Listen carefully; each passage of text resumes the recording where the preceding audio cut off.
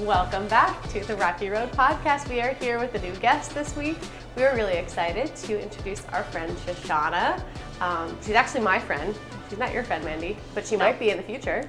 She might be. Well, we will be friends by the end of this. Yes, absolutely. Shoshanna is a friend of mine and a new person to Mandy. So Mandy, I would love you to ask all of the questions. It's a surprise guest for Mandy. Yeah. So Shoshanna, welcome. First of all, we're really excited that you're here. Thank you. Yes. And we have a vague idea of kind of the direction that Shoshanna wants to go in today, but I'm gonna let her take the lead and say, hey, who are you? What brought you here? And kind of what brought you to our table, to our couch that we're sitting on? Well, my name's Shoshanna. There's a lot of things in my past that kind of brought me to this point. Thankful for who I am today. But I actually got to meet Kristen because we're both bridesmaids now in our friend's wedding, which is very exciting. It's the year of the wedding. It is. Everyone's getting married for some reason. Including Kristen. Yeah, including you. How many days? 105. Oh my gosh, you actually know. I do. To the exact I look every minute. morning. It's amazing. I'm pumped. So, you know, I work as a recruiter. I like to think that I'm as personable as ever, you know. I've always been bubbly, but it's definitely been, over the years, I became less nervous to talk. And now I just can't ever stop talking. Your job, Love that. like your whole job right now is to talk to Yes. people. Yeah, that basically. makes you a perfect guest. Yes. We like to talk to you a lot. Yeah. I have one question. Yeah. How did you get your name? Okay, so funny story. I was actually telling her, you know, so my name is actually Israeli. My father lived in Israel when he was younger for 2 years. And he met this girl named Shoshanna and just absolutely fell in love with the name. And why people... Not the You're girl. going to say fell in love with the girl. I know. Well, I don't know. They might have been lying to me. They said, oh, she was just a friend. But you never know that. You never know that story. Good chance that he fell in love with her and then was like, I love the name. Oh But yeah, and actually what's funny is my middle name is Neely.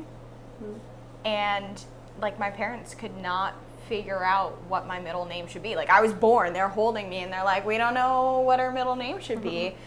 And my mom had a boyfriend in high school who became a family. Oh yes, this is just the beginning tail end of what my life is. I love it. He became a family friend and like stuck around in my parents' life for a while. And he was actually at the hospital visiting when I was born. And they're like, we don't know what to make her middle name. And he was like, well, my middle name's Neil. And they're like, Neely, that's incredible. So It's spelled like Biden's? Nealy. Oh, okay. Yeah. Close. That's so interesting. So a woman and a man Yeah. that both my parents knew. And they're like, sounds great. That feels a little more fair, though, that your dad's not like, I'm going to name her after an ex-girlfriend. They're both But like, like, we'll so, both name yeah, her it's like, after well, it'll be a exes. combined. That's perfect. Wow. Yeah. It's such a like a really pretty name. I love it. And also middle names, that's like there's a nugget idea because like what's the point of a middle name? I don't understand. You never use them. Yeah. Rarely. I guess some people go by their middle name, but And anyway. I technically have 2 middle names because I did grow up Jewish. So they give you like a Hebrew middle name. So my full name would be Shoshanna Neely Leia. So Princess Leia. Yeah, there you go. No, I'm just kidding. Did you get to pick it or did they give it to you? They gave it to me when I was young. Oh, Yeah. interesting. That's cool. That's really cool. So, Awesome. but yeah, that's That's why I my thought only it was question. funny. All right, thanks for joining All us. right, no, thanks for having me. All right. That was my podcast. Yeah, right. No, just kidding. Yeah, I don't know very much about the Jewish faith, to be honest. So you're not currently, we talked a little bit about this before, we're not currently practicing anything. So that's, like, do you still feel connected to, like, the Israeli, I guess, connection? I can't use connection twice in the same sentence, but I just did. Like, do you still feel connected to that past that your parents had and your dad being in Israel? Or is that just something that you're aware of? So it's something that I grew up with. I was born into the religion, with the Jewish religion. It's whatever your mother's religion is. So my mom actually converted after she met my father. She spent her whole life trying different religions. She's like, nothing ever connected with me. And then I found the Jewish religion, and it was just beautiful, and I felt so connected. So she converted, which meant I was born into the religion. And so it's something that being in that religion and never really seeing anything that I was like, oh, I hate this. Even though I'm not active or in faith of it, it's always something that I'll always refer to myself as. Like, And it's an for sure. what do they call it? Ethno something where Is this you're something I'm going to Google later? probably it's Jewish. So I love watching Jewish TikToks. It's just like a thing I get caught in. I don't know why. But anyway, they like when you're Jewish, there's a Jewish like the culture of Jews, like and the then there's the division. religion of Jews. Oh, okay. Like they're Yeah. both. Oh, So you okay. can be a Jew and not a religious Jew. Yeah. Oh, Like, gosh. That makes there's- sense. Yeah. It's almost like different levels in like Christianity and stuff like that. We have like Reform. They're like there, but they don't really follow any of the Jewish rules, you know, stuff like that. They're not very active. And then there's Conservative, which is what I grew up into. They're a little more lenient on like everything, but yet still follow some of the things. And then, you know, it goes up from Orthodox and all that kind of stuff. So Yeah. Hasidic. But Fascinating. Yeah, absolutely. It's so interesting to me. yeah. Anyway, moving Yeah. on. so that's kind of where we talked about baby Mandy and baby Kristen, and now we're talking about baby Shoshanna. Yeah. So we talked about a little bit of where you started. So where are you now, and how have you gotten here? So where I am now, I mean, to be honest, I'm kind of a little fuzzy. You know, I feel like adults seemed more like adults when I was a child. Right. Like, I don't know who gave me the right to make executive decisions in my life, but I'm not here for it, you know? It's like, I just like, Yes. I'm like, I don't know what I'm doing. And, you know, maybe that's a part of growing up is realizing you don't know what you're doing. You just act like you do. My daughter actually said the other day, she's like, I hope I don't ever grow up. And I was like, yeah, that's it, don't. girl. Yeah. It's not that much fun. It's There's this not. little soundbite online right now that's like, does anybody else think it's crazy that we're just unsupervised all the time Yes. now? And then we were supervised heavily. Right. But all of a sudden it's like, go be free. Go make decisions. Oh, And I'm it's going to like, make all the bad ones. like, I had no practice for this. Like, well, Right, yeah. in a way. I mean, I grew up young. I was always someone where, like, I'm a happy-go-bubbly person, but I'm also very realistic. And I had to supervise the adults in my life at a young age. And that forces certain things to develop faster than they should. Yeah, and so for a while, to be honest with you, it was so hard for me to learn how to be sarcastic. Like Sam, my best friend, I actually learned, it sounds weird, I learned how to be sarcastic because of her. I'm like, just observing, I'm like, I'm naturally just such a very blunt and nice person that it was almost hard for me to like think outside of the box or think ahead and be like rude or like stuff like that. So it took a very long time for me to have a backbone, which sometimes definitely still shows.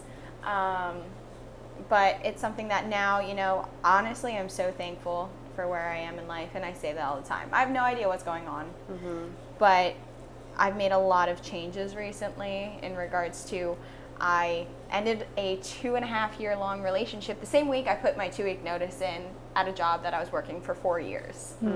Same week, just packed up both places and was like, let's start fresh. And they weren't really connected. They just happened to fall at the same time. Right. Like those decisions just And it was something made sense to happen at the same time. that for a while I took a look from an outside perspective. I'm like, no matter where I am right now in life, I feel like I'm not doing enough.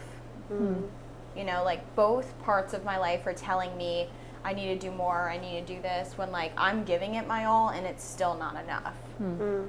So it was something that I had to take a step back, and my whole family keeps joking, like, why couldn't you have waited to do one maybe a week later? Like, why did you do it the same week? And it was like, why should I wait and continue to be unhappy? So it's definitely something that I'm so thankful for who I am and what I have today. And when everyone's, you know, like sitting back and saying, well, you know, like, I'm so sorry you're going through this, it's probably so difficult. And I'm like sitting there, I'm like, I want to say it's difficult. Like, I want to say I'm going through a lot. And I am, in a way. I have a lot to figure out still. But like, I'm just so happy with the decision that I've made. Yeah. because I know it's a better future for me. And I keep saying I've been through worse and I survived that. Yeah. That's such a perspective, and I don't think that very many. I have a friend right now who's similar, saying like, "Well, I'm happy. I'm not okay, but I'm happier with this decision." Yeah. And I can relate so much to that. Moving back from North Carolina, like, I cried the whole drive up, and then I said, "No, this is so much better. I am so much better for this decision. It was a hard one to make, but I'm fine." Yeah. Yeah, and being able to say, I can see the brightness now. When you were in those both scenarios, you really couldn't. Right. You almost get clouded with the idea that you're not enough or you're not doing something right or like no matter how hard you try, which is something that like I felt a lot of my life, unfortunately, even with family. You know, I've always felt like my love's never going to be enough for somebody, which is a struggle that I continue to go with. And now, like, through the years and through therapy and getting help, I know my worth, but sometimes that does creep up every once in a while still. Like, am I going to be enough?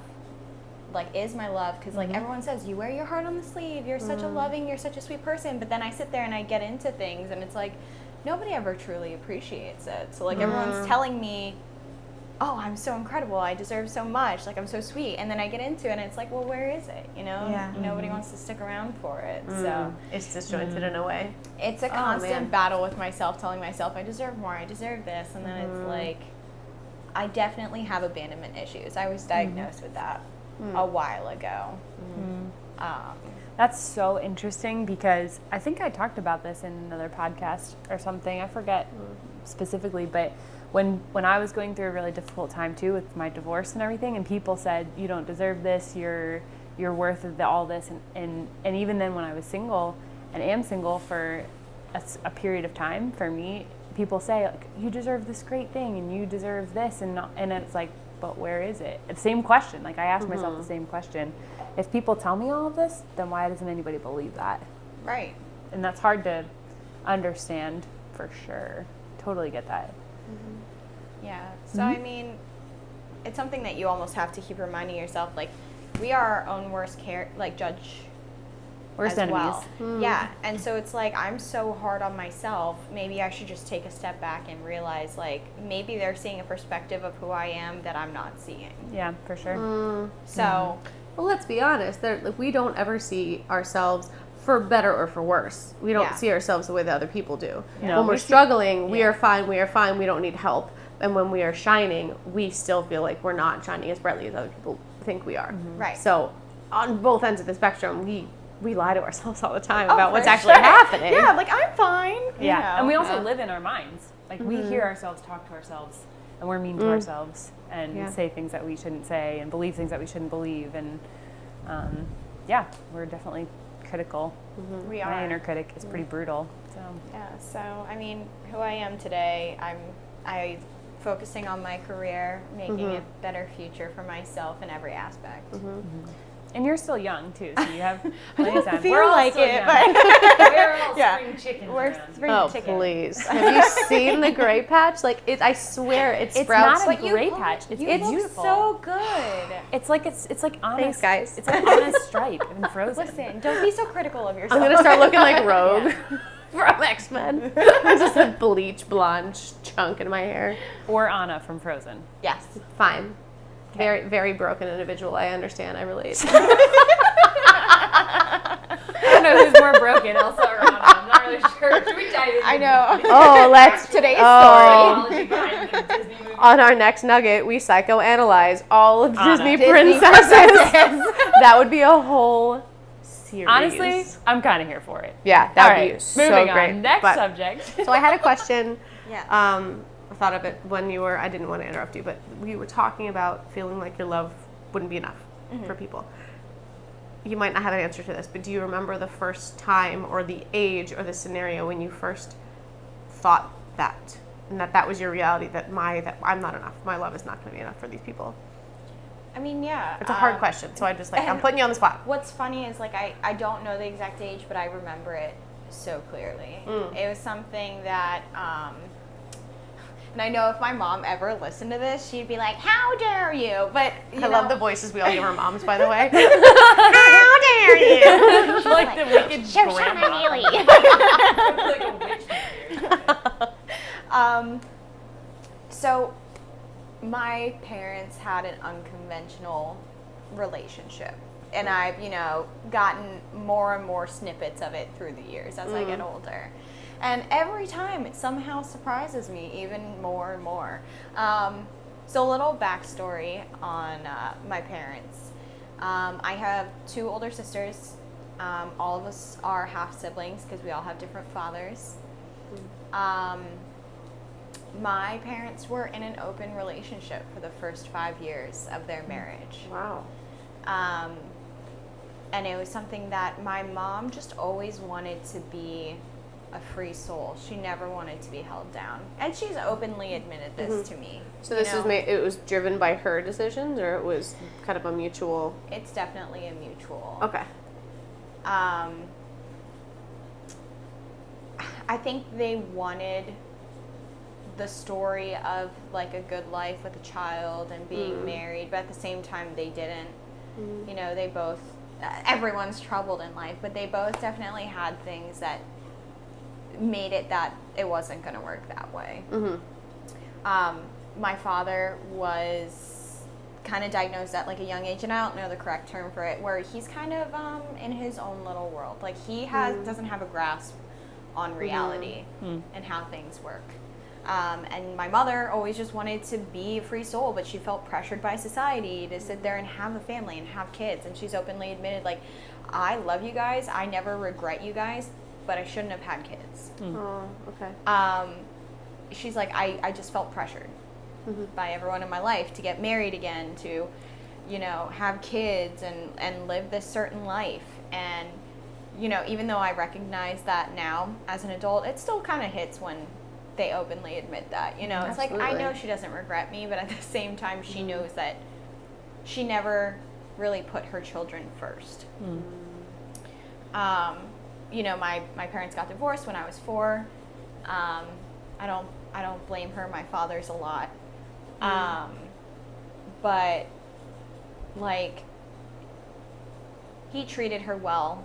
There was a guy that she dated when she was in high school who they broke up, but she always thought that was her true love story. He got a divorce. She got a divorce. They got together. So she left my father for this other man. And it was something that, like I said, my mom was out chasing dreams that, kind of were spur of the moment, if that made sense. Which is really hard to do when you have 3 kids. Right. And it was something that, my oldest sister, she got moved to live with my great aunt and uncle for a few years, and then went and lived with my grandmother at the age of 12. My middle sister, she went to go live with her father and her grandparents on that side. Wow. And so, like, we were kind of always given out to other people, unfortunately. And it was something that I found out, at a young age, that my wellness were being put to the side for a man.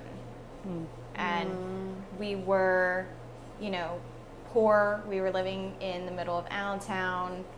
Our house went into foreclosure. We didn't have electric. We didn't have water. We showered at a local community center because she was trying to afford a man and his children, because he was paying towards his children, but he didn't have a job, so she was paying everything, and kind of like made plans for me to go live with my aunt and uncle in Florida, thinking I would have a better life. And at the same time, my father only ever loved my mother, and that was like it for him. Like, he met my mother, that was it for him, that's all he loved. And so, like, it never clicked with me and him. So, he was using drugs, he was an alcoholic, and I just felt like, I was thrown into a situation where nobody wanted me, or nobody could fully love me. And so, like... Well, there's all sorts of other distractions around that kept them from focusing on their child. Right. And it's something that, like, unfortunately, you sit back and you're like, oh, well, it wasn't just me. Like, it was also my sisters, you know, it was all of us, you know. It's something that they just weren't focused on being parents to us. And I'm not saying, like, my mom, like, mistreated me or anything. Like, she did the best that she could. But at the same time, like, she's admitted, too, that if I would have just focused on only taking care of you instead of trying to take care of him, I would have been able to, like, afford what we needed. Like, I could have taken care of you the way you needed. We wouldn't have been poor. We wouldn't have been, like, living the way that we did. So it's something that then, like, through the years, like, I just, no matter, you know, what I did, like, the guy that my mother is still with never really wanted to be a father to me either. So, you know, I grew up staying quiet because he would get mad if I said something or asked for a water out of the fridge, or, you know, I would have to be afraid to ask for anything. And I honestly grew up in my room. Like, to this day, like, people are like, well, why don't you come hang out with us? Or, like, why don't you hang out in the living room? Or, like, why don't you do this instead? Like, I instinctively just go hang out in my bed in my room because that's just, like, what I grew up doing because I was out of the way.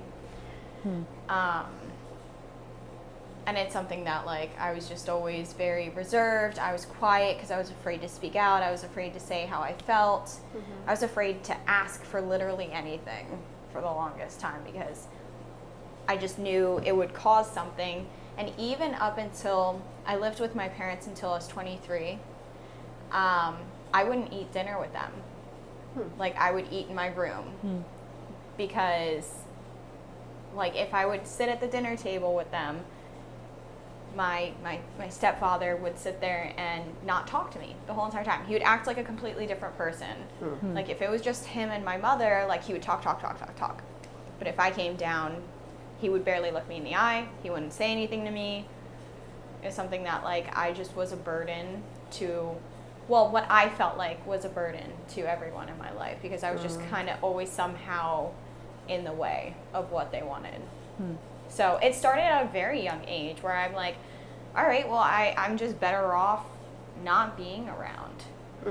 So you're, like, being out of everyone's way. Which floors me because, like, you are the playlist maker, you are the chatty Cathy, you are the conversation starter. Yeah. So for someone who felt like they were too much and always in the way and just better, what is it? Children are better not seen and not heard, whatever that weird phrase is.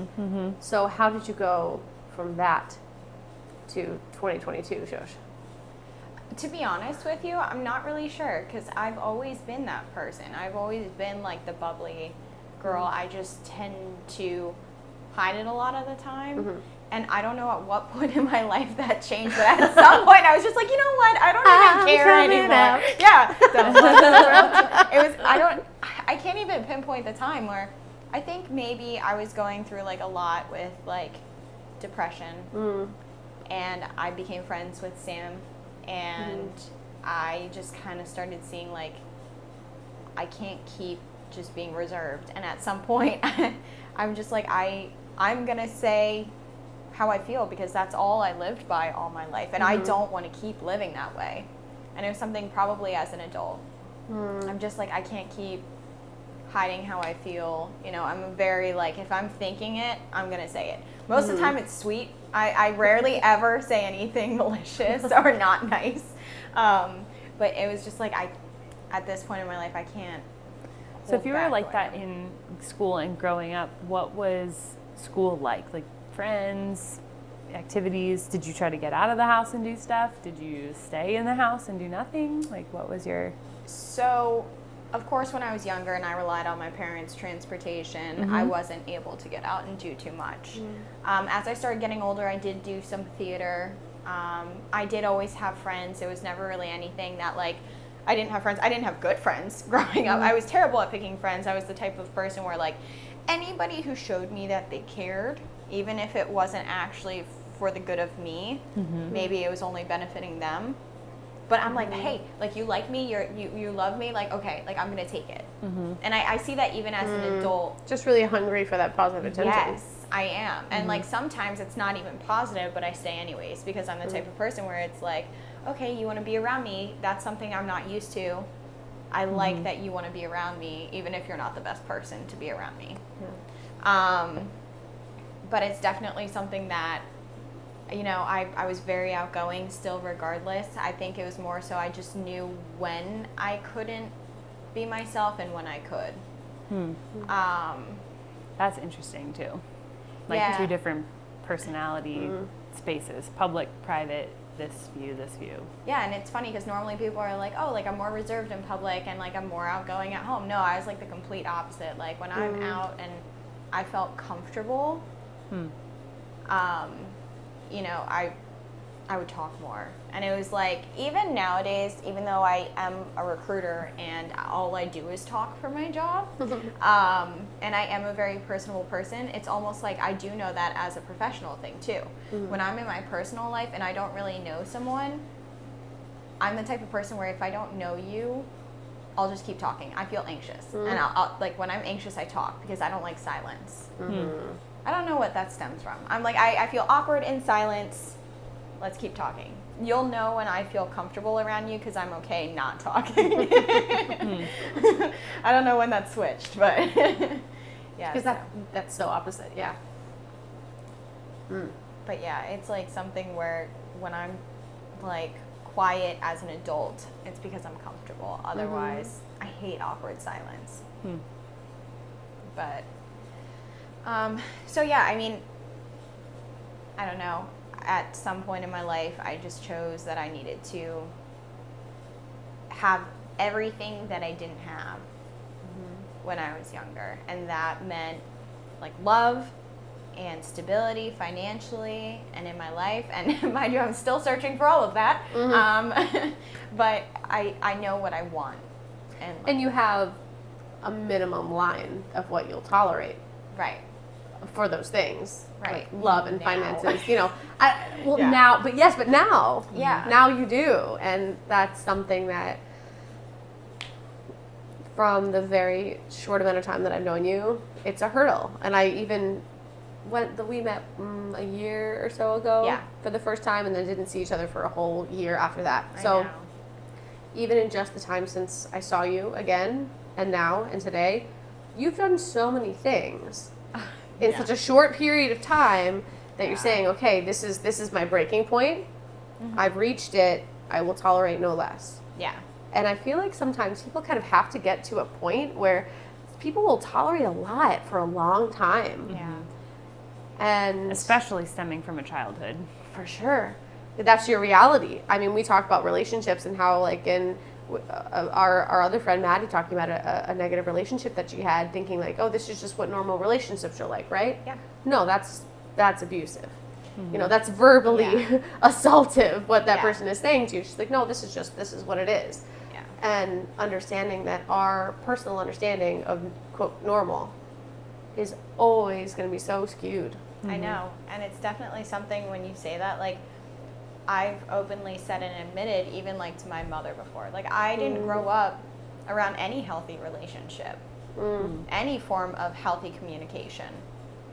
And it's something that, you know, even like when I would be in relationships, she's the type of person where I'd be in a committed relationship for like a year, and she's like, well, I don't see anything wrong with you exploring other options. I'm like, Mom, I'm in a year-long relationship with one guy. She's like, well, maybe you shouldn't commit to one guy. And it was something that, like, she's always like, be the free soul that I wanted to be. And, like, that's not at all what I wanted. And it was something recently that I had to sit back and, like, almost kind of scold her about. Because she was like, well, you know, maybe, like, finding that shouldn't be your focus. And I'm like, you're right. Like, I don't think it should be my focus right now. I should focus on myself. But at the same time, this is a goal of mine. Like, I'm working towards something I truly want. I'm like, just because that isn't ever what you wanted doesn't mean like that's not what I want for my future. I'm like, I want that happy, like loving, you know, have children and love them unconditionally and, you know, find that healthy balance between work and, you know, life and all that kind of stuff. And I'm like, and I'm so afraid that all I was exposed to growing up is going to skew all of that because I don't know what a good relationship is. I'm like, I'm so afraid that I'm going to see something good and it's going to be foreign to me and I'm going to mess it up. But this is one of Mandy's favorite things to say is you can take something from someone and it's not necessarily what you should do, but it's what you shouldn't do.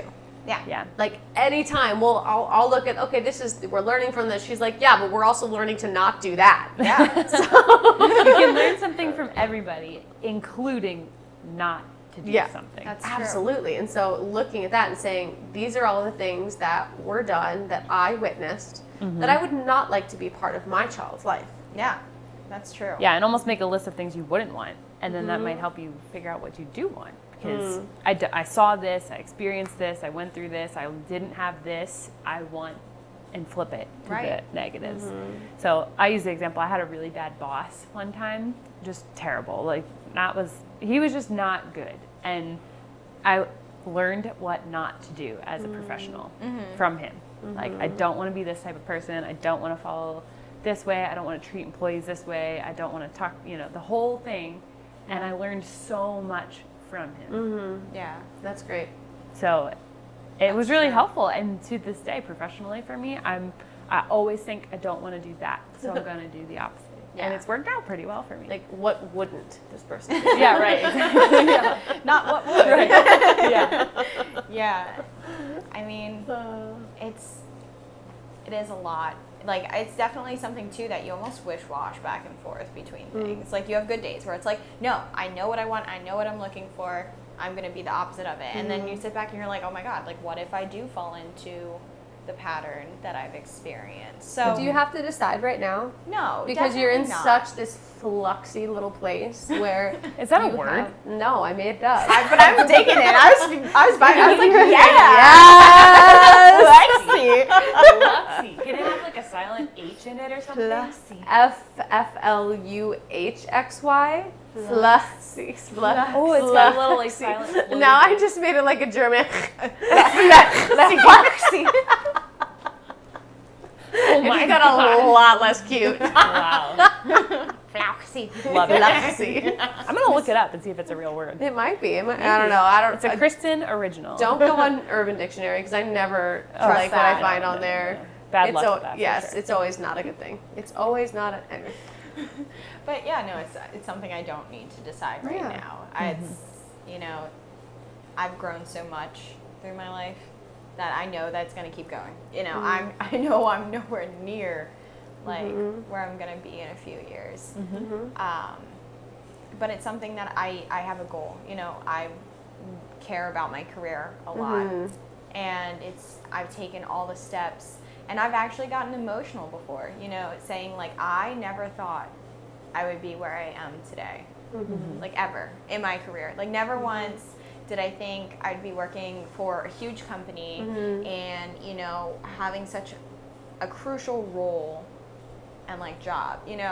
And I sit back and I'm like, and all I want to do is keep moving forward. Yeah. I think that's something in general. I mean, I do have a lot of women, like I have a cousin right now who's like in the business world, like deep in the business world, and she is so successful. I'm just like, get it. Like, I don't understand how you do that, but get it. But women being successful and focusing on career first is such a thing that I wasn't necessarily encouraged. Like, not that I wasn't encouraged to have a career, but it's not like, career first, family second. And I used to make this joke that my best friend, Nicole, and I, and this is going to sound really twisted, but like we had a bout where like all of our college friends started having kids, and now they have like 2 and 3 kids, all of them. She and I are getting married this year.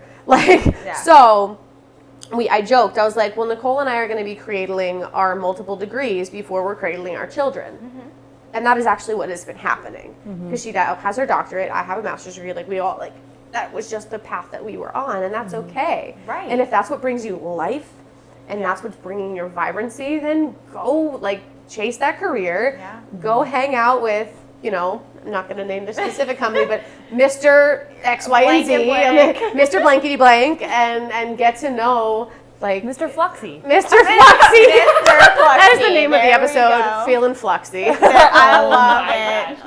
Love that. Mrs. Fluxy. yeah. Little Miss Fluxy. Little. That's it's a little trend right now. Oh my gosh. Little Miss Fluxy. It is. It's really true because careers of women is new, relatively. Yeah. What? Probably the last 150, maybe 100 Well, like years. honestly, it's when the men went overseas to fight. Right, which was World War One. Exactly, and the women are like, well, I guess we got to figure out how to work in factories and do all these Right. things. Some history buff. Other can tell than us. looking cutesy patootsy with your pin curls and your adorable skirts, like First I of love all, that style. jealous. Yeah. I Yeah, love it so seriously. much. I think like not necessarily all of the backstory about the abuse that necessarily happened. fashion.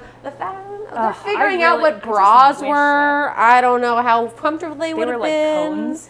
Like Nuh-uh. whale bones and things like that. So I like our I'm We'll like, do a I'm nugget sorry, on the the bones? development of bras. right the history of the Some women. brassiere.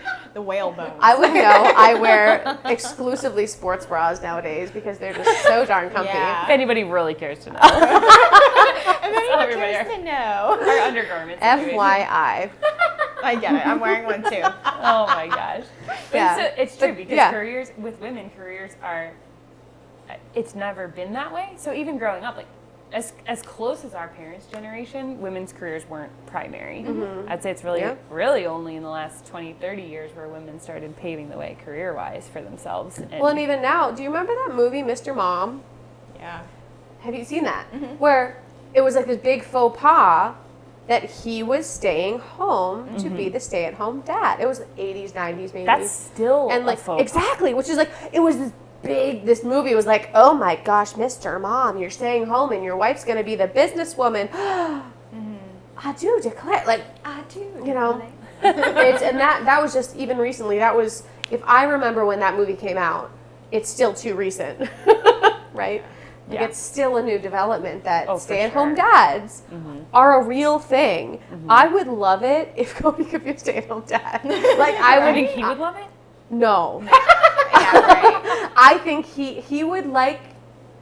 I think he would like it like part time, but I still think he would. part-time dad. He would Part-time need dad. no, like he would. I think he would still need to do something else. Right, Yeah. To the same thing with me. I could not be a full time No. stay at home mom. I know that about my I personality. tried to be because that's That what was the society- goal. Society told me Yeah. you need to take care of your child, and there's other things involved within those factors there. But my mental health was so bad. I give so much credit to people that are stay-at-home Yeah. moms. Yeah. So working is really important, and it's something I have to do. My ADHD could never stay home all the It time. was the isolation that got Yeah. me, honestly. So it was just being in the same house. And in that case, you're 24/7 on because you can't, you Yeah, don't get. and that's what a lot of people don't understand. Yeah. They're like, "Oh, you're just home all day." yeah, no- but you no, but also don't get you're a on break. alert. Caring for a human who needs nonstop. non-stop stimulation, Yeah, and and for 5 the o'clock 5 minutes that they're actually asleep, I'm doing the rest of the things around the house that I was Trying to expected catch to do, and also, sleep when the baby sleeps. No. Yeah. When is Possible. when is laundry supposed to happen? I When is stayed like home for 15 months, wow. and I was not in a good place at the end of it. But I didn't want believe to it. work because you're a mom. You have to love being a mom. Yeah. It's got to be the requirement. It's not good. Not good at all for me, for sure. But it's so true because 5 o'clock you get out of work. 5 o'clock you don't stop being a mom. No. You have the rest of the night. So And I give like people who do that like so much credit. Mm-hmm. And it was something too like I don't have children yet, but like in my last relationship, one of the struggles was I was working 10 to 12 hours a day because I was focusing on my career and building myself. I brought in a lot of money and I paid for a lot of things for him. And you know, something that people around him knew that too. And they would openly say, like, she spoils you. She buys everything. Like, this that you got, this that you got, this that you got was because of her. But then, you know, working all those hours, I would still come back to the house to hear, well, you're not cleaning enough. Or, you know, you're not doing this. Or, you know, you're not doing that. And it was like, I'm affording the mortgage for you, the electric, all of the fun things that you want also. And I'm while like, having your own life too. trying to, right, and it was something that I did put to myself, like to the side. I don't tend to like to spend money on myself. I love spending it on other people. I'm a codependent person in the regards to I rely on other people's happiness for my own. I've been, told that many times, and it's like, when I care about people in my life, I'm like, listen, I want to give you everything because it makes me happy seeing you happy. So, and that might have stemmed from a childhood, where I solely relied on making the people around me happy because that meant, like, if they're happy, I'm okay. I'm good now. Right, yeah. Now I can be happy. The satisfaction of feeling safe when other people are happy. And it was like doing whatever it took to allow myself to get that 5 minutes of happiness because that's what I wanted. I wanted to be a happy child, you know what I mean? But, like, if I did something wrong, I wasn't allowed to be. So you said you did theater. I did. That's so interesting that going through what you go through and then you do theater. Kristen is also a theater person. Fun fact, I never had theater opportunity. I grew up in a small school. So You also didn't have marching band until college, which blows my not mind. really. I did basically. But How did you survive school? listen, I was very sad that I did not have an opportunity to do theater. I quite literally would not have survived high school if it weren't for choir, theater, and marching band. choir. I would not have. Don't even want to think about it. Yeah. I've been singing since the 4th grade, like choruses, all that kind of stuff. That's I amazing. love I it. always say if my daughter does theater, I will be a theater mom, and I will love it. Yeah. It'd be But you're great. going to hate the everything. theater mom personalities. Yeah, I won't fit in. I don't fit in with many people. though. It won't fit in. I'm used to that. Hashtag awareness. That's another whole episode on baby's problems of not fitting in with the world. Cue eye roll. For all of our listeners, I got a concussion for how heavily my eyes rolled. Whiplash. Yes. I need a neck brace. True. So you did theater. What was that like for you? Well, I was just, part of the ladies in waiting. It was Once Upon a Mattress. Okay. And we did a Tim Burton twist on it, so it was very dark. Oh. Imagine being a high schooler and, the guy was like, okay, so backstory that not many people are going to know, but it's going to help you get into character. You're all pregnant. If the queen finds out and the prince doesn't get married before you guys have kids, you're all dead. Like, died, like, killed.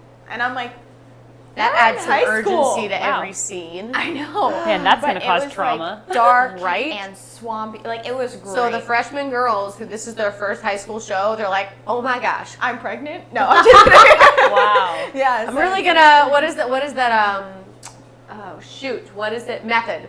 Yes. Did anybody go method and acting. like actually I get know. Do you know what that is? No, I didn't do theater. Method So, acting right. is this. I firmly believe that method acting is what killed Heath Ledger. Yes. Ugh. Yeah, He got 'cause so into the character. Yeah, it's a way of you are that character in your normal life. Like, Yeah. you continue And- that. So you become the Yeah, character. the whole time that you are showing or that you were like thinking about that, like filming that movie, that was months and months and months. Of the Joker, so yeah. Right. yeah, like this is a really dark joke to ask if any of the high school girls went method, but it's that same idea. It's like Yeah. to really immerse yourself into the character. Become the part. Yeah, Yeah. I mean, it was great though. It was it's a terrible something- joke. It was a terrible question. No, I thought it apologize. was funny though. Just cut well, that gotta do it.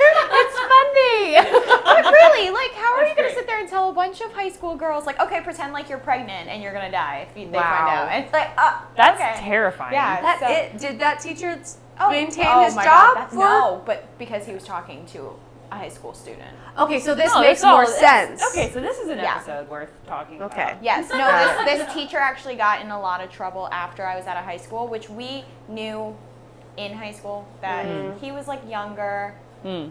And, we knew he was flirty with a lot of girls. I never found him attractive. I was like, he's kind of not my type. But a lot of girls, like, found him really hot. And I'm just like, eh. But Oh, gosh. for years, he had been flirting with the high school girls. And then he just chose the wrong girl by talking to one of the teacher's daughters, Ooh. another teacher in the school, Yikes. Ouch. and got in trouble for it. That'll do it. That's good. But yeah, so this kind of, brings light to his thought process of Right, high school yeah. girls. Makes sense now. But no, I mean, it was incredible. It got me out of the house. you know, it got me to escape. I was with Yeah. friends late hours of the night and early mornings, and Going into Applebee's with glitter eyeshadow. right, like going to the Wawa with like our face makeup on. Feeling like and, nobody could touch you. Yeah, exactly. You know, walking through the halls, definitely nerds, but like we Yeah. didn't think so. We're like, we're cool as hell. Yeah, you know? right. It's like Totally. walking through, like nobody can touch us.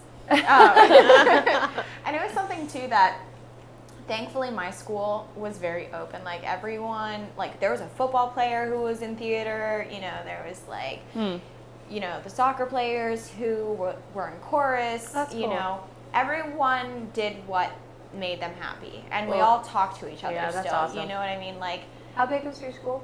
there's 390 Oh. kids that graduated. Okay, from it's my about the same class. size as mine. Yeah, and it honestly was nice. It was like Yeah. something, of course, everyone had their own crowds. Mm-hmm. But when you're in class together, like you talk to whoever. It didn't matter, you know. So did you like school? I didn't mind it. I was a goody two shoes. Like Okay. I never got in trouble, never got detention. You know, if I was late to class, I had a reason for it. You know, I slacked a lot in class, but I think that pertains a lot to my ADHD. I get very distracted. But it was something that like all the teachers always loved me.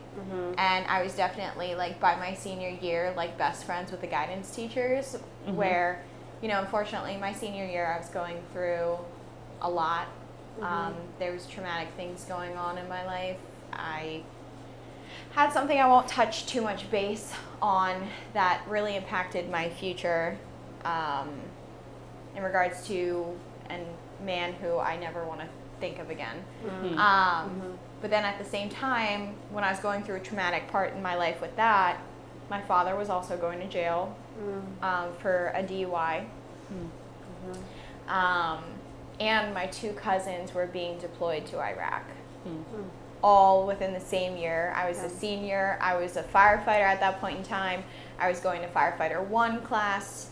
I was also trying to graduate.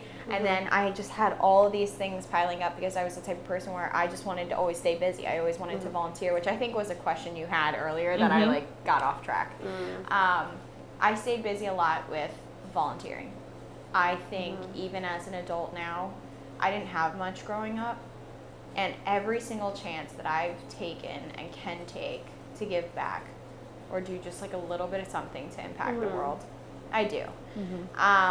So I volunteered a lot. I do a lot of fundraising. Like I was the president of film club and I did multiple fundraisers, raising over $700 for local organizations. And I just like to stay busy.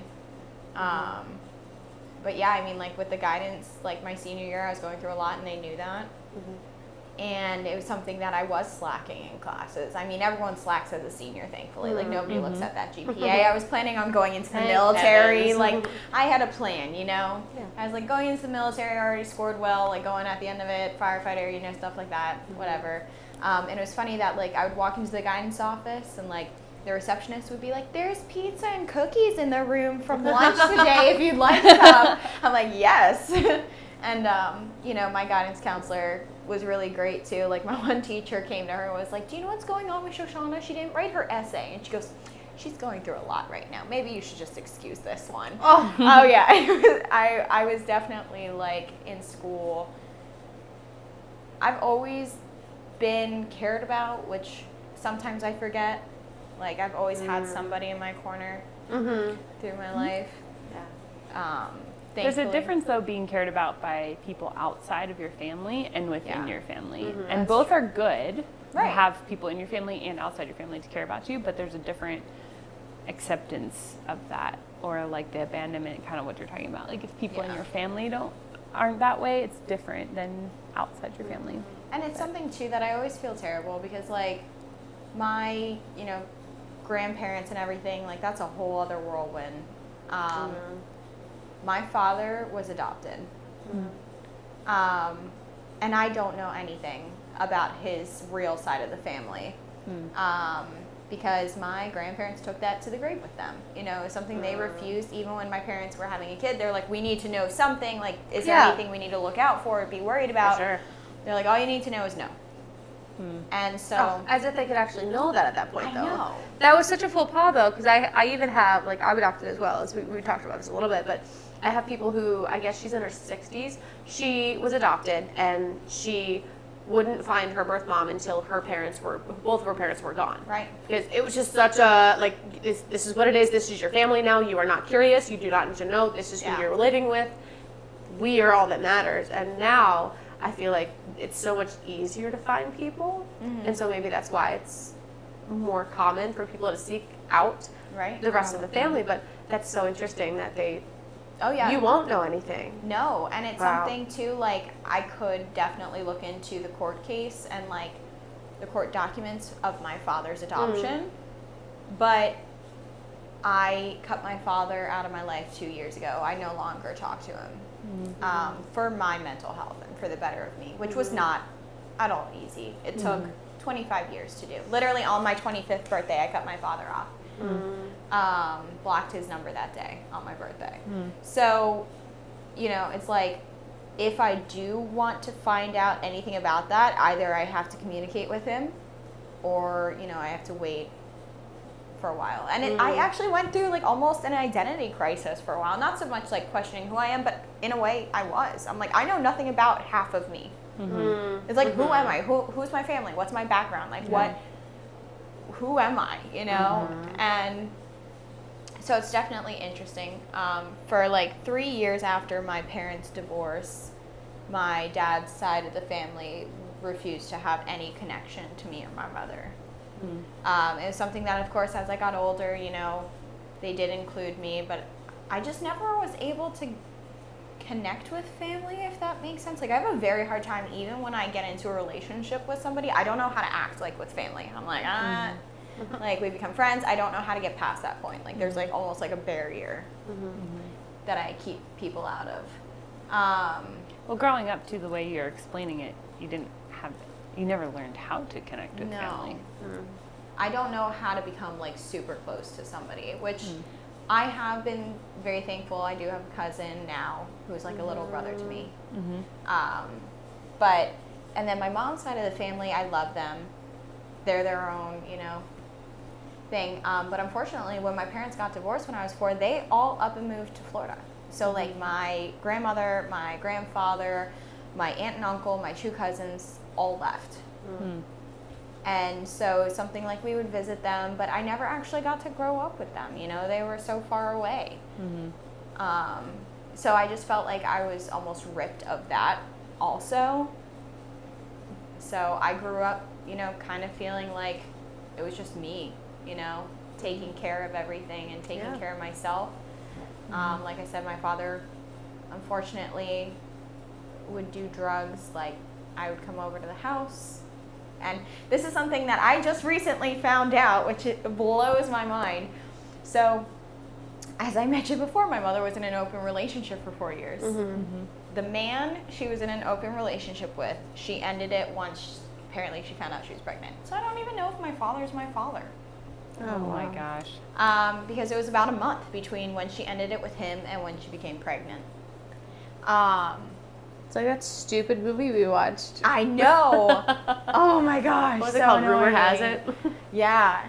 Have you ever seen that? No. I was so mad awful. at that movie. Yes, I know. You were so upset. Maybe that's why. It's it was got- a trigger. Yes! Like, I was just like, Jennifer Aniston and it's twisted. It's weird. It's not weird. It's just a very 80s, I think, Okay. movie where a lot Was of, Jennifer Aniston popular in the 80s? I don't know. Or is it like Or 80s, not like set early in the 80s? thousands? I think everything is the 80s. That's because you're from the 80s. 89. Listen, the last Tail month end. of 80. Oh my gosh, it's not even 80s. It's 2005. Oh, See, early okay. 2000s. The hair looks You're cut off 80s for the though. The hair. Early 2000s? Oh, It from was the 2005. 80s. Kevin Costner, I'm fired. Mark Ruffalo wasn't even. I know. No, wasn't even acting in the 80s. No, it was None not. of them were. Were they? No. Well, Kevin Costner. That might does have been. not look 80s. That totally looks early 2000s. Listen. Oh my gosh, Kristen. I'm Automatically not the the 80s. best Yes, historian. You were doing pretty good before, though. Yeah. You made it this far, so. I did. I abstained from comment further. Here's the Y'all carry on. Oh my god. That's so. Would you want to know? For a while, yeah. I was even thinking about like almost tricking my father into it because I did like a DNA test to see like a little bit about. I'm sorry, I thought No, that was it's a okay. fly. It was My a buzz on your background. forehead. That's okay. To see like a little bit of my background. Like I don't know how reliable those things are. They swab the inside of your cheek. They're like, oh, you're Italian and this and that, and it's like I want to believe it, and every part of me does. I'm like, oh yeah, I'm totally Italian now, you know. But I've seen. But- I had a previous one of my supervisees who had a wild experience with one of the ancestry ones, where they found out that that their father wasn't their father, and that their father actually was an uncle, Yeah. maybe, and then that they had a half brother that they didn't know they had, and that who they thought was their half brother wasn't related at all. They were just raised together.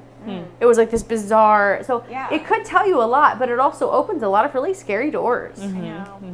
And that was something that like I almost was like about to buy him one too, because once you and a family member, you can like approve to see each other's profiles. I'm like, oh, I'm gonna get him to do it and like have him like add me and see if he is. And it's something that like when I got my tattoo artist almost like blew my mind at one point. He's like, okay, get this, not saying it's true, but what if he always knew that you weren't his kid, and that's why he could never connect with you? And I'm like, I don't know. Like that opens a whole new door for me. You know what I mean? Like, It isn't necessarily one that you want to walk through. no, not Yeah. really. But anyway, so yes, this man who my mom ended things with, he didn't do anything super bad. He was always like a decent guy. It was always like ever like, you know, he would rob places or like do drugs, you know, all that kind of stuff. Like my mom picked Petty. winners. My parents got divorced. This other man got out of jail, needed a place to live. And I was like, hey, can this guy live with you to my father? Wow. And my father was like, yeah, sure, why not? So Oh my these gosh. 2 men were living in Wow. this house. And it was something that, like, my mother knew who my father was, and my mother knew who this other man was. And this other guy came to my mother and was like, I need to be honest with you. Every time your daughter comes over to the house, like after school and like stuff like this, like her father closes the door on her, refuses to acknowledge that she's at the house, she comes home like hungry and like she wants a drink. And literally the moment he sees her, he closes the door and refuses to acknowledge her. And he's like, and I think he's doing drugs in the room. And so my mom like stormed over, started, you know, accusing him of all this stuff, like, you're doing drugs with our daughter in the house. He keeps denying it. And she charges into his room and sees everything, like drug paraphernalia, everything. And so, you know, just recently, within the last like month or so, I found out that like my father was literally like closing and shutting the door on his 5 and 6-year-old daughter to do drugs. And it's something that like when you're young, you see all these pictures, and like even as an adult, I see, like I can still see everything, but you don't really put 2 and 2 together when you're young, and then you become an adult, and it's like, now I remember, you know. Yeah. Yeah, at that age, you don't know what's going on behind the door. Oh my gosh, no. You don't think anything of it. You know, you're just And you're used to it. That's just what it was. right, and you're innocent, and you know, I used to babysit him drunk on my bed. You know, he was coming over to babysit me, and I would babysit my drunk father. And you know, he'd ask me for money all the time to buy things, and it was a lot of like too, even growing up, like it never clicked with him, and I knew that, and I kept trying, I kept forgiving him, I kept wanting to keep him in my life, and you know, as I got older and older, that got harder. But then my family would always come back and be like, well, he's your father, right? You need to keep him there, you need to keep him in your life, like you have to love him. And I'm like, well, no, I don't have to, but like, okay, you know, fine. He got mad at me when he was in jail, and I refused to talk to him. I'm like, I'm 18 years old. I don't want to talk to my father in jail who made a stupid decision, you know, like, I'm trying to graduate from school, and I'm trying to do this, and you're not the only thing going on trying in my to life. be a young adult and trying to stand up for yourself. Yeah. And he was And give yourself furious. a chance. Yeah, he was furious. And then it was something too that like I said, his world revolved around my mother. Once my mother left him, and even after that, it's still, that's all he wanted in life. And he was a jerk to my mother one night, and she blocked him. And he kept calling me every single day, multiple times a day. Can you get her to talk to me? Can you get her to talk to me? Like, I miss her. She's my best friend. And it was something that, like, I was on the phone with him one night. I think I was maybe, like, 22 or 23, so I was older. And I was with an ex of mine sitting right there. And I had him on speaker. And I was like, listen, like, you messed up. Like, you shouldn't have said that to her. Like, you need to stop calling me so much. I can't help you. And he's like, you don't ever understand. Like, she was my best friend. She was my everything. I know we were divorced so many years ago, but, like, it was always her. Like, I know I wasn't the best for her. She wasn't good to me. Like, she mistreated me, blah, blah, blah. He was like, but once she left me, I had nothing else to live for. Like, my father tried to commit suicide when I was 13. And he's like, that's why it happened. Like, I had nothing else to live for once she left me. And I on the phone told him, you had a 4-year-old daughter to keep living for. And, like, She was right there. That was the day it really just broke my heart. Like, I don't think I'll ever be able to unhear that, you know? I knew my father tried to commit suicide since I was like 16, 17 years old. Of course, when I was 13, they didn't tell me that. They were like, oh, he was just sick. He's in the hospital because he you gotta was hide sick. it. Yeah, that's a whole other. Yeah. But once I was 16, 17 years old, my mom, like, sat me down. She's like, I need to tell you the truth of what happened. Yeah, I mean, he tried to overdose on, and I'm sorry if this is, like, you know, a trigger, it sparks anything. He tried to overdose on pills, and nobody heard from him for 3 days, and, like, everyone tried to call him.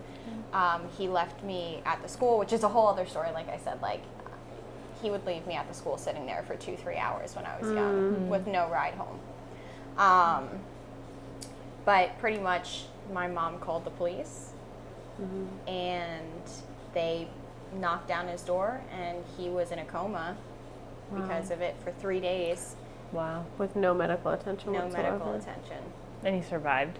And he survived. I mean, he definitely, you can tell all that he's done to his body at this point. Like, he's not there at all. But he's done so much drugs and alcohol and harm to himself that it kind of comes with his territory. Yeah. It's a lot. Yeah, that's why I'm like, oh, what am I going to talk about? Just kidding. I know Yeah. plenty that I'll talk about. There's all sorts. It's such an interesting interwoven. For you, everything that's happened up until this point is just your reality. It's just that was my life. That was my upbringing. That was my young adulthood. That was my older, not older adulthood. We're not older adults yet, but We're getting there. Like, Sometimes that's- I feel like it. listen. Listen, Linda. No. But yeah, that was just your reality. So you say things like, "Oh yeah, and this happened." It's not surprising to you. It's not shocking to you because that was your reality. That was your normal. So I think you've learned so many lessons about how, you know, we talked about, like, child rearing and what you hope for your future, and Yeah. I think it's just you have so many things in your back pocket that you say, I might be figuring it out, but I know what I don't want. I remember somebody one time told me too that you grow up this way, and then your 20s you have to undo your childhood, Yes. and then you piece yourself back together in your 30s. Working on it. Thriving, and then, like, In you progress. thrive in your 40s and 50s, and then you're just, you know, falling apart in your 60s. I don't So know, we've got whatever. 20 good years. Yeah, you got like, 20 you got like a years. decade. But I always thought that was interesting too, because I grew up in a really great home, and so, but I still had to undo things. And so people that grew up in tougher situations have to undo things too. And it's like, what is normal? What is normal? Yeah. You know, and that's a hard thing to find for sure. And then when you are still, like you said, even a month ago, you found information out, you're still like piecing together, like, what? It's always a shock factor. It's like always Right. more tea to add to the situation. It's like, oh my gosh, that makes so much more sense now. It's like you hear this full story, you see point A to B, but it kind of doesn't make sense because there's missing parts and it's jumbled, and then you slowly hear about the truth through the years, and it's Right. like, oh my goodness, it makes so much sense now. But there's definitely still some shock factors that my mom comes to me with. For sure. Which is so interesting. Absolutely. The things that parents think that we don't, well, I mean, we don't know a lot when we're kids, but then there's certain things that we know about. Like, I know something that, like, I'm pretty sure my parents don't have any awareness that I knew that it happened, and it was like years of their life that they had to go to therapy for. I'm like, got that in my brain. But then there's things that come out like, oh yeah, didn't you know this? Like there was all sorts of stuff that my dad's like, oh yeah, and then when your sister was born, this is what I was going through. And I was like, how would I know that if you never talked to me about it? And then they're just like, oh yeah. Yeah. Oh yeah, You my didn't see mom's that? done that too. She was like, "Oh, I never told you that." I'm like, "No." Yeah. How Just would I dropping know? these like Bombshells. yeah. It's like, "Oh, my bad." Yeah. Just there you go. It's like, And it's a fine balance, because as a parent now, for me, you have to know when to protect them. What do they need to know? What do they not need to know? But that's a balance you'd really never figure out, because you're like, they don't need to know this, and you don't tell them, and then later in life they're like, that would have been nice to know, you know. Yeah. And then, or Yeah, it's like, I'm going to tell you this, and then it just, what? Yeah. Can be really hard. Even like being able to censor things. I have a vivid memory of a college professor, and I understand why she did this. The school was closed or something, and so her kid was sitting in the back of the class, and it was a music therapy and medical fields like course, and so she had to use the word suicide in the class, and so she kind of like, she goes to the class, and then the next day when the class was together again, she goes, listen, I don't want you to think that I was I don't remember exactly what term she used. She goes, I just didn't think my 7-year-old child needed to hear the word suicide and ask me what that meant later. yeah. Because at that age, he shouldn't find out about that in a class full of college kids.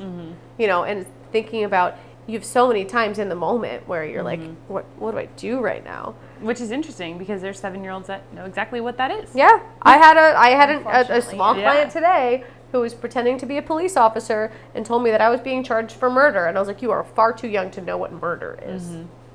And it's something that, like, I kind of told you before, like, it's something that I truly do believe, like, people in life who can handle that gory stuff do find out about it young. Like we were talking, like, I was somehow always brought into situations where it's hard for a lot of other people to handle. Like, not many other people could handle that. And you look at it and you say, okay, this is what we're doing. Right. It's like, you know, I was around firefighting where I saw a lot, you know. Which could totally be a nugget, by the way, like what firefighting training looked like and all that.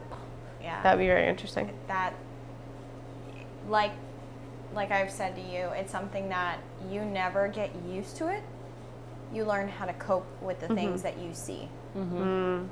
And so it's like, that's why they do have such, like, terrible jokes all the time. And I find it even with military. You know, they have some of the most horrid jokes, but it's The like gallows a coping. humor. Yeah. Yeah. And it's just because, like, sometimes you just need to laugh in the middle of it all, which sounds terrible, but it just breaks up all the terrible things that you see.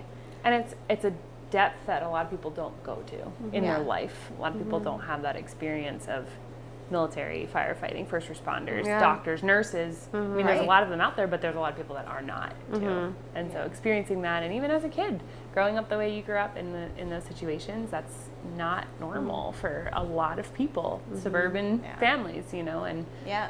but what is normal, really? So that's a Right. whole other conversation. I think we've said that so many times. Like, what is normal? What is Right. normal Yeah. anymore? But yeah, and it's just something that the way that you were raised and what you experienced helps you cope and learn and maneuver your life, but also to be able to support and share with other people that are also going through things similarly or have similar experiences or difficulties. And that's a blessing that you were given that comes from something that was really hard for you. But this is where you can use it and share your voice with us now and with other people of this is what you're working through, and you don't have it all figured out. You just said that. Yeah. You're like, I have no idea. Yeah, you know? no idea. Feeling what I'm doing. flexy. Feeling Fluxy. flex. Yes.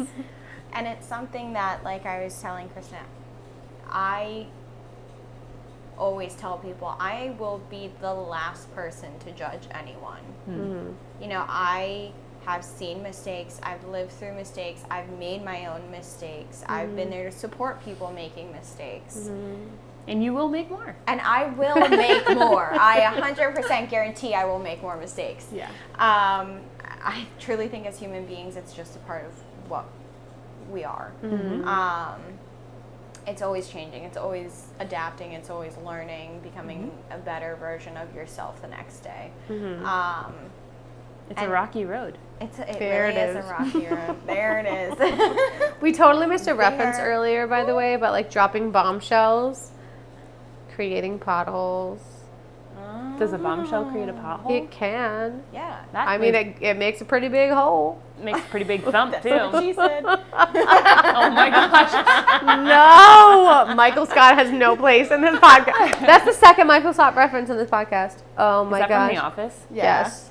I still have never watched it. I need to sit you down in front of the television. With some popcorn? Yes. Yes, And just put you on like a 3 times speed reel of so many shows. You tell me that I should watch The Office. People say I kind of should be in The Office. I think you would be great in The Office. Oh my goodness. Could you imagine us in like a real life The Office? We get nothing done. It's okay. It's true, yeah. So at the end of the podcast, we share songs because we love music. So you have your song pulled up, and so your life you've shared with us, which thank you for sharing with us. Yeah, it's no very, it's not easy to share things that we go through, and it's a level of vulnerability. But we hope that other people just listen and hang out with us and get something from it and learn something and grow and. Again, just gain more compassion for people. You don't know what someone's going through, and Right. you know, And you feel meet less somebody and alone you just don't know. sometimes. What? You feel less alone sometimes.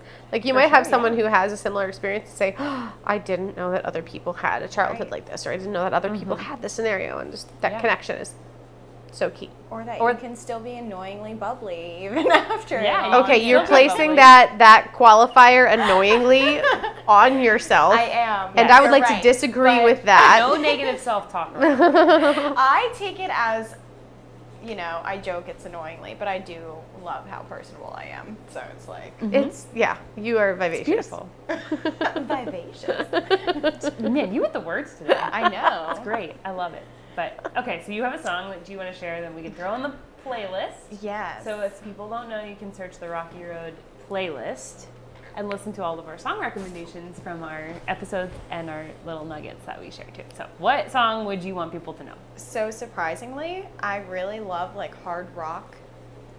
Man, this is such a flavorful playlist. I see you as like a metal person, like a secret it's metal person. 5 Finger Death Punch, Yes, it is.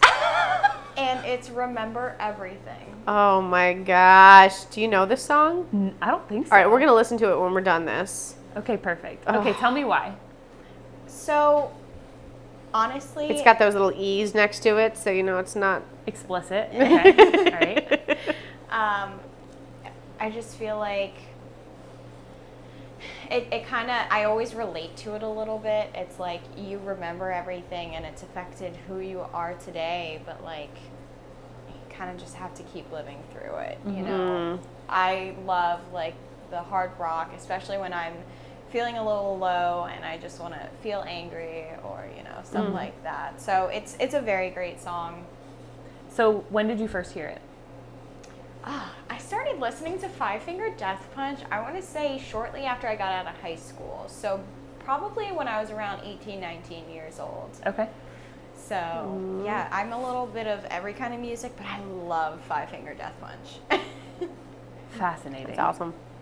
So interesting. I'm not even going to go down this rabbit hole, but the fact that you just said when I want to feel angry, like, yes, sometimes you want to feel angry. Let's go. My gosh. Let's feel I angry. was thinking the same rabbit hole. Like we could nugget that too, like all the nuggets. Oh, so So many. A whole plate. We'd have with like a some whole 8 count. honey mustard on the side. Chick-fil-A. Yeah. sponsor. Literally ate that earlier today. Nuggets. Oh. So good. Just love them. So good. Good chicken nugget. That's awesome. I'm really glad that that's your. I'm not like. I would be glad no matter what your song is, but that's It's really great. spectacular. I feel like It really is. surprising. Like most people are like, you listen to like hard rock. I'm like, yes. Right. I love it. It's great. It doesn't surprise me. I think it's awesome. Yeah, it's really great. Yeah. But no, I appreciate you having me here and letting me openly express things. And hopefully, it does. You never Heal know who it'll someone. reach. Yeah. Exactly. It's out there, and Yeah. it's like we just share and we love each other. Well, and good luck. No. Good luck. Out there. Bye. It's out there. It's like more so like good luck to me. We're just. it's a journey. I think Life's a we're. journey. It is, and I'm consistently humbled by people that actually want to sit and talk about things that are really hard to talk about. Yeah, So for sure. thank you for your time, for your of course. openness, for your bubbliness. You're gonna put a big slash through that annoyingly word, but just your whole personality, and Of course. I'm just So this episode happy will to be be your like friend. called Bubbly Flexy. feeling Fluxy. fluxy bubbles. Flux the bubbles. Sounds. That does not sound like a good name. I think that's what it has to be, though. That sounds like one of those like things online that's like pick your first letter of your first name. And you get, like, your It's like your stripper name. Oh my gosh. sounds like. Now on the Fluxy stage, bubbles. Fluxy Bubbles. Oh my god. Where are the? Okay. Join us Oh. Next time. Aw. Love you. See you soon.